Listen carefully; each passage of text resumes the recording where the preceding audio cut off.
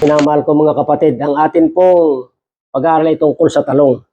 Ito pong talong, kahit po yung puting talong, yung po maging kahit yung mga klaseng talong na bilog o yung mahaba, katulad nito, ito kasi medyo mura pa ito, mga kapatid. Pero alam niyo po ba na ang talong ay napakahalagang pagkain? Sa pagiging napakahalagang pagkain nito, simple lang pero mahalaga. Pero alam niyo po ba na sa pamamagitan nito ang inyong atay lulusog? Lalo na po kung may banta na ng liver cirrhosis o nagdurusa kayo sa sakit na ito. Ang gawin lang po ninyo, lagayin niyo po ang talong na ito.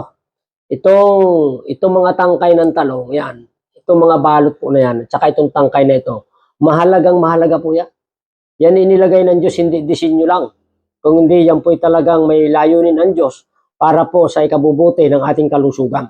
Ang gagawin po ninyo, ito naman hindi natin kinakain Pero pag nilaga po ninyo yan, mga kapatid, pag nilaga ninyo ang talong, kasama itong tangkay, kasama yung pinakabalot niyan, mga kapatid, ito po pag ininom ninyo 1 oras tuwing bago kakain, makakatulong po ito sa malaking problema nyo sa atay. Tandaan nyo pong mabuti, ang liver cirrhosis ay halos walang gamot. Pero sa magitan po nitong talong, makakatulong ito ng malaki.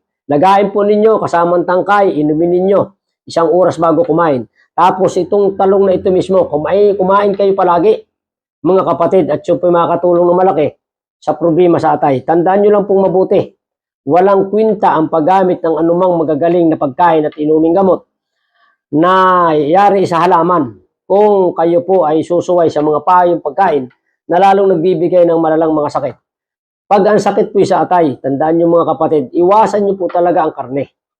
Iwasan nyo rin po ang soft drinks. Iwasan yung maasukal at mamantikang pagkain. Particular na po ang mga mantika, ang mga gata, at ang karne, iwasan po ninyo yun, mga kapatid. Ang pag-inom ng kape, lalong nagpapalala sa sakit sa atay. Ang pag-inom ng soft drinks, lalong nagpapalala sa sakit sa atay.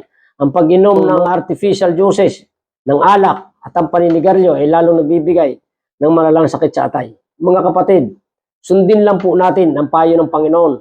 Sundin lang po natin ang payong pangkalusugan sa ikabibilis ng ating pagaling at makapamuhay tayo ng normal. Sa ganitong paraan, minamahal ko mga kapatid, kayo po'y makakapamuhay ng maligay at payapa sa piling ng pamilya at sa paglilingkod sa Diyos. Minamahal ko mga kapatid, salamat po ng maraming sa inyong patuloy na panonood, pag-like at pag-share ng ating mga videos. Salamat po sa inyong pakikibahagi sa ating mga ginagawang paglilingkod. Ako'y natutuwa at patuloy kayong inaanyahan na pakishare pa po ito sa marami pang mga nangangailangan ng ganitong mga pagkapala. Ako'y naniniwala na pag ginawa po natin ito ng buong sikap, kayo makakasumpong ng pagkapala sa Panginoon. Akin din pong inaanyahan kayo na paki-follow din po ninyo isang Facebook page pa natin, ang Buhay at Kalusugan Ministry. Hanggang sa muli po, pagpalain kayo ng Panginoon.